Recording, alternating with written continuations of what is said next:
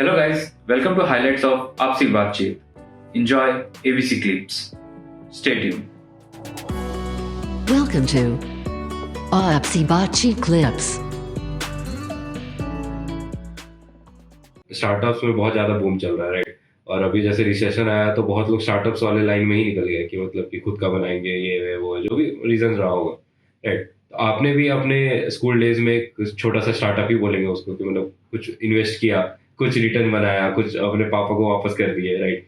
तो आपने उस चीज को ऑलरेडी मतलब एक मतलब बहुत करीब वे से देखा होगा, क्योंकि धंधा धंधा होता है, मेरा जहां तक मानना है कि मान लीजिए अगर आप मेरे पेरेंट्स भी धंधा ही करते हैं। मैं मेरे डैड भी धंधा करते हैं एंड मेरी मॉम खुद का कोचिंग सेंटर बहुत बड़ा चलाती है, तो पूरा वही है। हाँ, तो मतलब अगर आप 10 रुपए भी कहीं से लेके या फिर 10 रुपए भी इन्वेस्ट करके अगर आप 20 रुपए उसका बना रहे हैं, दैट इज कॉल्ड धंधा। और जब तक आप खुद से कर नहीं रहे मतलब कि तब तक आप नहीं बोल सकते कि मेरे को नॉलेज है, ठीक है? ऑन ग्राउंड नॉलेज होता है। तो मेरा ये क्वेश्चन था कि मान लीजिए अगर आपको मतलब नहीं मिलता, सपोज ये वाला जॉब नहीं मिलता, अगर आप अभी भी स्ट्रगल कर रहे होते, तो आपने ऑलरेडी ये वाला चीज करके देखा हुआ है, तो आप क्या ये अपना जो टेक वाला जो आपका इंटरेस्ट है उसको लेके कुछ स्टार्टअप एरिया में जाते, या फिर आप एक स्टार्टअप को ही अप्रोच करते कि भाई मेरे को एज अ मतलब जॉब में रख लो वैसे? हाँ, आपका क्या टेक so होता see, है? क्योंकि मतलब आपने मेरा ऐसा दोनों चीज देखा हुआ है ना, तो आपका क्या टेक होता है उसमें? लाइक जो 7th स्टैंडर्ड मैंने किया था, मैं ऐसा नहीं कहूंगा कि बहुत उसके वजह से I won't call my self कि मुझे स्टार्टअप का एक्सपीरियंस है। ऑब्वियसली बहुत छोटे सा कुछ स्केल पे था, मतलब बिजनेस का एक्सपीरियंस बिजनेस का experience था, but हाँ हाँ। नहीं मतलब हाँ, गेट द क्वेश्चन।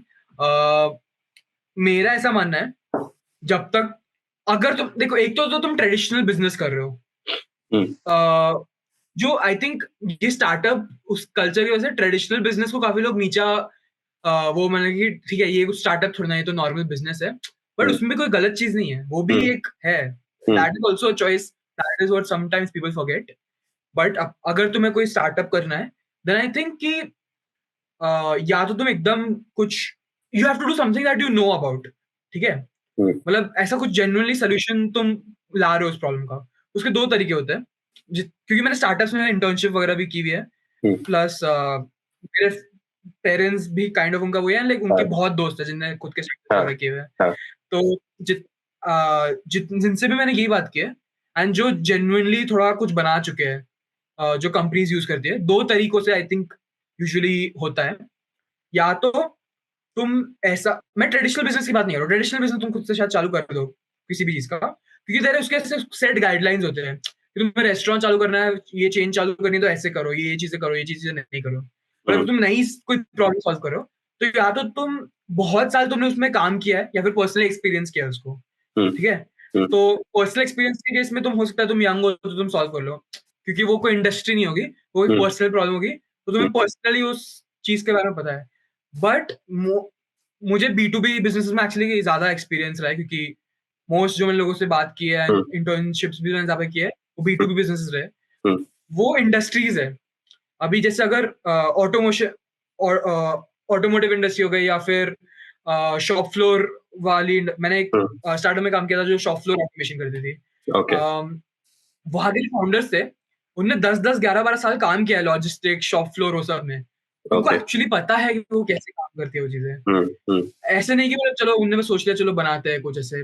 तो वो एक तरीका है। दूसरा तरीका है, तुम पहले सोचो कि ये प्रॉब्लम है जो मुझे, ऐसा कुछ वेग आइडिया मेरे पास, ये मुझे सॉल्व करना है। बट फिर उसमें एक्चुअली घुसने के बाद तुम्हें उसमें घुसो, एक्चुअली पूरा समझो उसको, कस्टमर्स का वो लाइफ जियो मतलब उनके पॉइंट ऑफ व्यू से देखो, एंड तो at the end of the day तुम्हें वो डोमेन तो समझना पड़ेगा। तो मेरे लिए I don't think that would have been a feasible, मतलब या तो मुझे उसमें वो देना पड़ता उतना साल, या फिर मेरे लिए अभी फिलहाल आई थिंक कि I am at the stage where I want to gain that industry experience first. तभी मैं कुछ वैल्यूएबल, अगर मुझे कभी कुछ क्रिएट करना है, तभी मैं कुछ वैल्यूएबल जेन्युइनली क्रिएट कर पाऊंगा पर्सनली। तो startup would not have been a way that I would have taken, but मतलब मेरे कुछ और options थे ready. For example, higher studies तो मुझे करना ही है, ये मतलब मैं ready है, क्योंकि I think that is another way where you get to connect with those people, like a certain kind of people,